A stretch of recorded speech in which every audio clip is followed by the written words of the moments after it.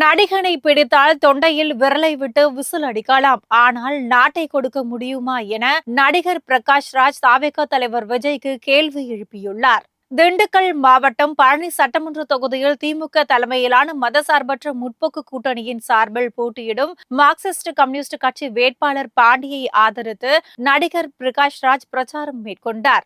அப்பொழுது பேசிய அவர், சினிமாவில் பெரிய ஹீரோவாகலாம், ஒரே படத்தில் முதல்வராக கூட நடிக்கலாம், ஆனால் நிஜ அரசியலில் அப்படி ஆக முடியாது என கூறிய அவர், தமிழ்நாட்டின் மொழி இனம் என பிரச்சனை வந்த பொழுது நீங்கள் எங்கே இருந்தீர்கள் என தாவேகா தலைவர் விஜய்க்கு அவர் கேள்வி எழுப்பினார். அரசியல் வேற, சினிமா வேற, அந்த அன்பு வேற, இந்த அன்பு வேற, அந்த அன்பை அரசியலுக்காக பயன்படுத்தக்கூடாது என அவர் தெரிவித்தார். வரும் சட்டமன்ற தேர்தலை 3 மாடல்களுக்கான தேர்தலாக பார்க்க வேண்டும் என்று குறிப்பிட்ட அவர், ஒன்று கல்வி மற்றும் மொழியை காக்கும் திராவிட மாடல், இரண்டாவது தன்மானத்தை அடகு வைக்கும் அடிமை மாடல், மூன்றாவது ஒரே நாளில் முதல்வராக துடிக்கும் சினிமா மாடல் என அவர் வகைப்படுத்தினார்.